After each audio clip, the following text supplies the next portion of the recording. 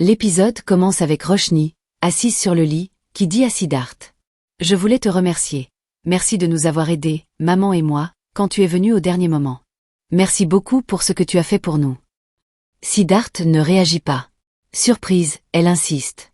Tu m'entends? Mais Siddharth, l'air détendu, tourne simplement la tête. Il retire lentement des boules de coton de ses oreilles et éclate de rire. Désolé.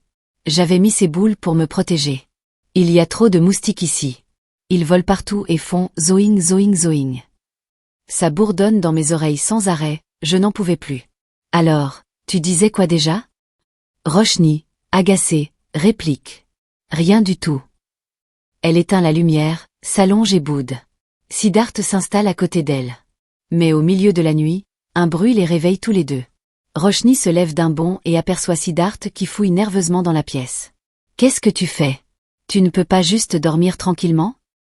Siddharth, pris au dépourvu, répond. Hein? Quoi? Mais qu'est-ce que j'ai fait? Et toi, qu'est-ce que tu cherches? Ne me dis pas que... Tu planifies de m'assassiner? Je te préviens, je suis un champion de karaté. Roshni n'a pas le temps de répondre qu'ils entendent tous les deux un petit bruit sur le lit. En y regardant de plus près, Roshni aperçoit un rat. Terrifiée, elle pousse un cri strident et court vers Siddharth. Lui aussi voit la créature et se colle instinctivement à elle. Leurs cœurs battent la chamade, tandis qu'ils se blottissent l'un contre l'autre, tremblant de peur. Suki, alertée par tout ce vacarme, arrive en courant avec d'autres membres de la maison. En voyant les deux jeunes gens effrayés, elle demande. Mais qu'est-ce qui se passe ici? Siddharth pointe du doigt le lit. Un rat. Suki, amusée, secoue la tête et répond en riant. Oh bon sang, ce n'est qu'un rat. Vous faites tout ce vacarme pour ça? Vraiment, vous êtes comme deux enfants. Les gens se moqueraient de nous s'ils savaient. Elle s'approche du lit et pousse le rat qui court dans la direction de Siddharth et Roshni. Tous les deux hurlent à nouveau, paniqués. Suki soupire, exaspérée. Où est-il maintenant? Le rat est parti depuis longtemps, mais vous êtes toujours collés l'un à l'autre. Roshni et Siddharth, embarrassés, se séparent tandis que Suki, toujours souriante, les taquine. Je suis bien plus vieille que vous, mais beaucoup plus courageuse. Siddharth, tentant de garder sa dignité, répond. Oui, c'est vrai, grand-mère. Mais bon, un rat, c'est différent. Je n'ai pas peur, hein, enfin, presque pas.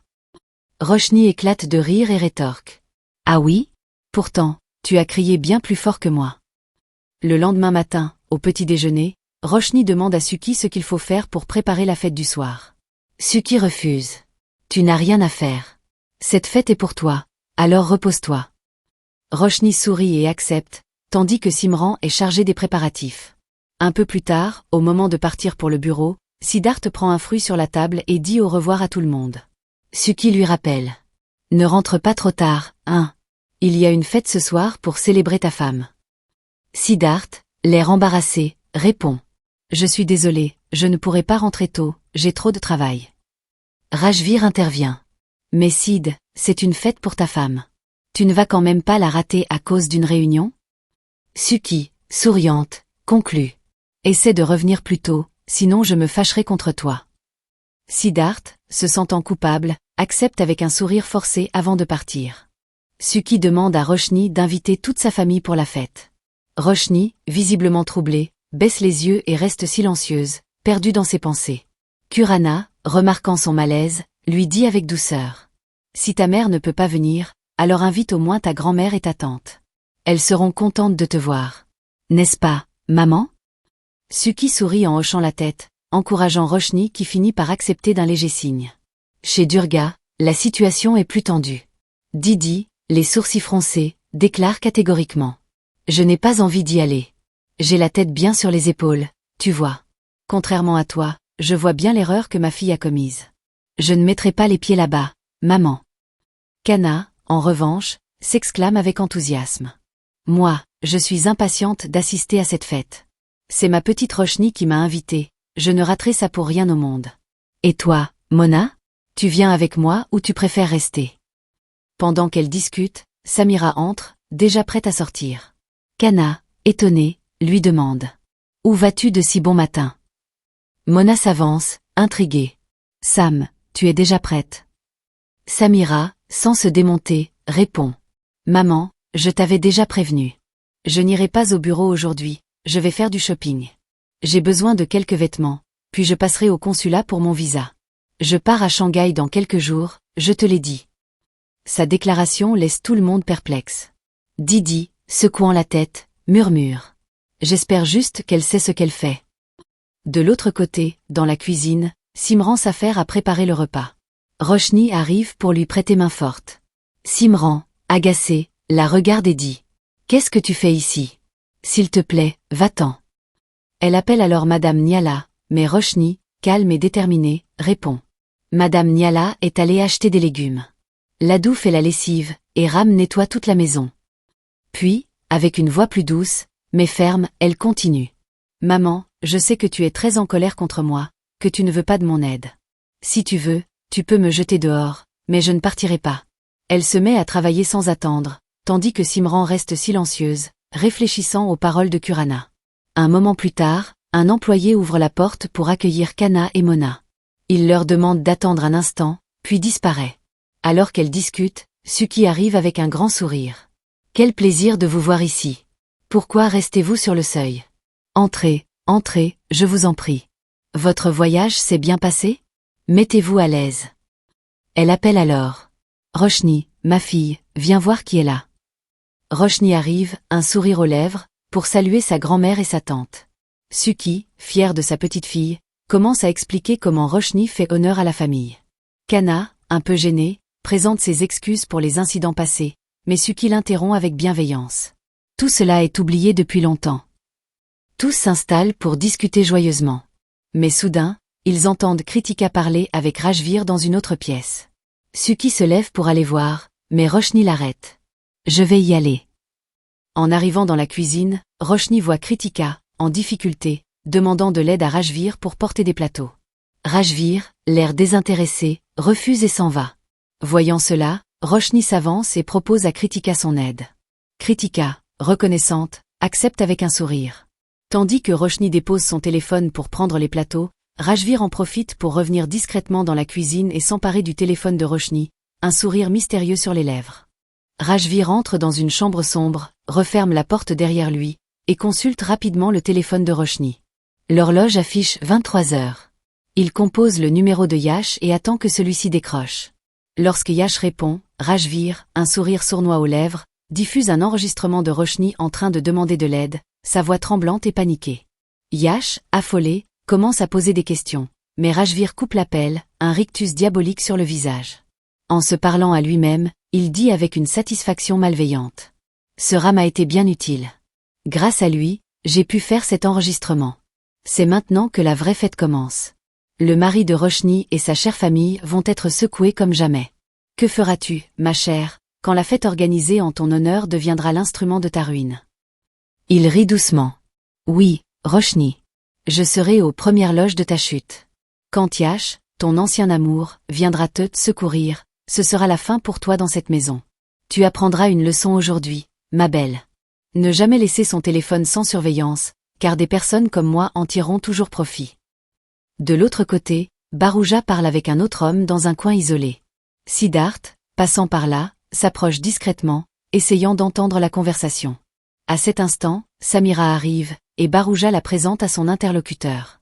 Très vite, Baruja commence à se montrer tactile avec Samira, tandis que l'autre homme s'éloigne. Samira, souriant, annonce. Monsieur, nous aurons nos visas dans 2 jours. Baruja, satisfait, répond avec enthousiasme. Super. Nous serons bientôt à Shanghai, ma chère. Une nouvelle aventure nous attend avec ce contrat. Les deux s'en vont, laissant Siddharth inquiet. Il murmure pour lui. Chez Durga, la fête bat son plein. Suki montre fièrement aux invités le trophée que Roshni a gagné, et plusieurs femmes commencent à féliciter cette dernière. Mais alors que la soirée semble parfaite, Kritika prend la parole avec un sourire cachant ses véritables intentions.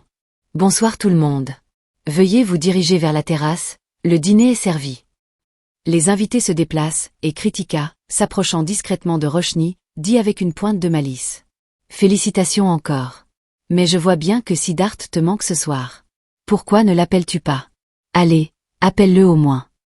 Roshni commence à paniquer et fouille dans ses affaires, cherchant frénétiquement son téléphone. Qu'est-ce qu'il y a?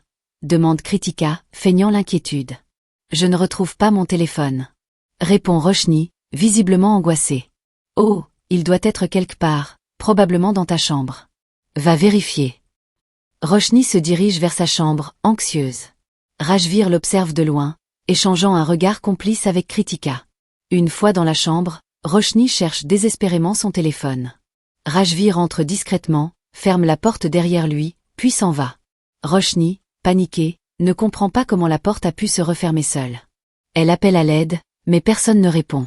À cet instant, Kritika éteint toutes les lumières de la maison, plongeant tout le monde dans l'obscurité. Yash arrive alors, cherchant Roshni partout. À l'extérieur, il interroge les invités sur la coupure de courant. Sans relâche, il continue à appeler Roshni. Pendant ce temps, dans la chambre, Roshni commence à paniquer, coincée dans l'obscurité. Kritika calme les invités et leur dit de garder leur calme pendant qu'elle enquête. Yash, guidé par la voix de Roshni, finit par ouvrir la porte et trébuche sur elle. Tous deux tombent sur le lit, juste au moment où les lumières se rallument. Les femmes présentes, choquées par la scène, assistent à ce qui semble être une situation compromettante entre Yash et Roshni. Les murmures commencent, et Kritika et Rajvir, satisfaits de leur plan, échangent un sourire victorieux. Une femme dans l'assemblée, indignée, prend la parole. « Oh, regardez cela. Votre belle-fille est en train de ternir le nom de votre famille. Et il s'agit du même homme que nous avons vu lors du concours, le jour où la maquette de la maison de Regini avait pris feu. Nous vous avons prévenu, mais vous n'avez rien voulu entendre. Maintenant, voyez ce qui se passe. » Roshni, en larmes, essaie de se défendre. « Je vous en prie, vous faites erreur. Grand-mère, ce n'est pas ce que vous croyez. Je ne comprends même pas comment Yash est arrivé ici. » Yash, tentant d'apaiser la situation, ajoute. « Écoutez, il n'y a rien de tout cela entre nous. Roshni est juste mon amie.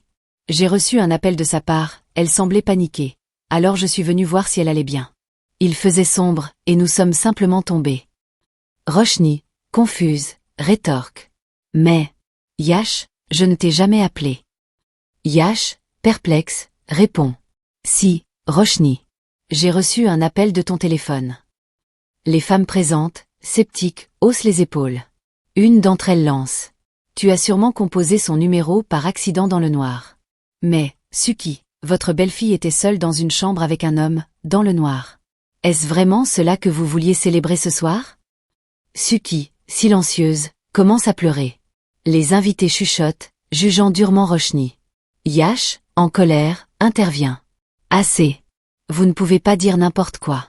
Vous parlez sans savoir, Roshni est innocente. Une autre femme rétorque. Toi, tais-toi donc. Ne parle pas ainsi à ma belle-mère. L'atmosphère est tendue. Messieurs Kurana prend la parole, d'une voix grave, essayant de ramener l'ordre et de défendre Roshni. Je vous demande de m'écouter attentivement. Roshni n'est pas seulement ma belle-fille, elle est comme ma propre fille. Et je sais, sans l'ombre d'un doute, que jamais Roshni ne ferait quelque chose qui ternirait l'honneur de notre famille. Elle n'a rien à prouver.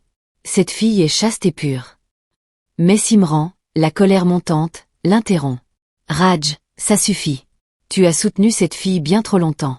Tu parles comme si tu étais aveuglé par ton affection pour elle. Roshni t'a trompé. Elle a trompé tout le monde ici. Mais aujourd'hui, ça ne passera pas. Cette maison n'est pas un endroit où n'importe qui peut entrer et sortir à sa guise. Non, à partir d'aujourd'hui, cette fille doit quitter notre maison et mon fils, pour toujours. Kurana tente de répliquer. Simran, tu sais que nous ne pouvons pas simplement la chasser. Le tribunal.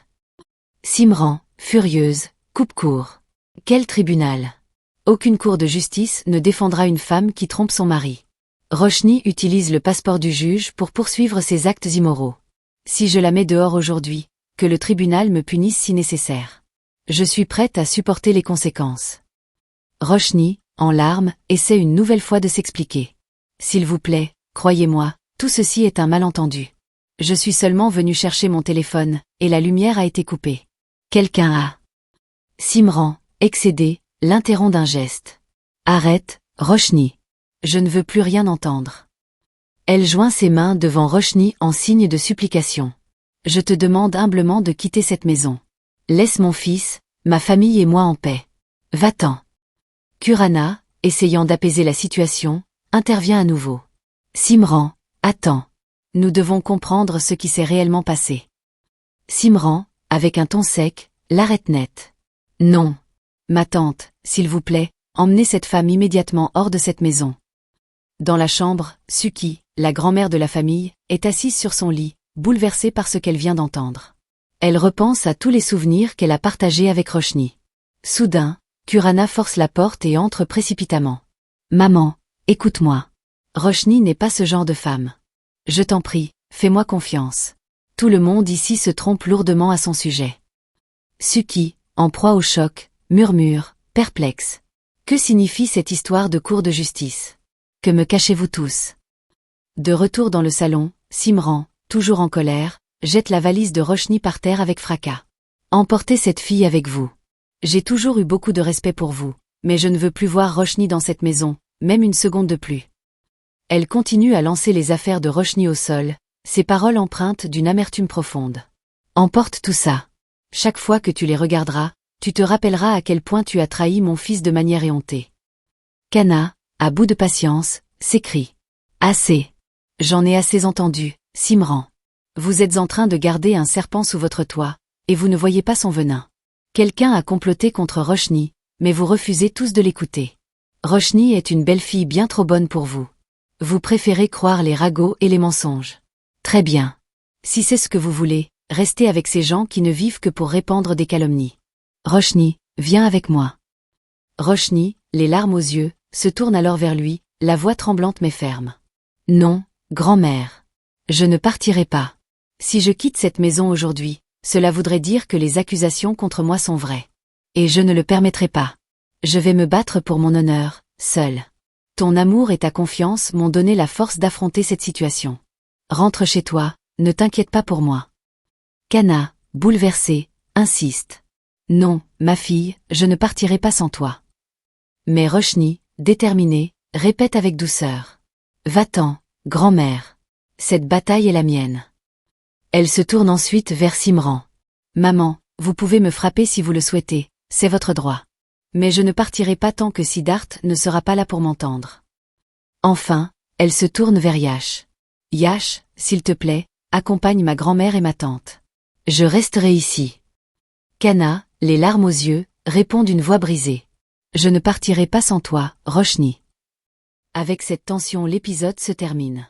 Merci d'avoir suivi jusqu'à la fin. Si cette vidéo vous a plu, abonnez-vous et activez les notifications pour ne rien manquer. Chaque abonnement compte et nous motive à vous offrir encore plus de contenu de qualité. À la prochaine.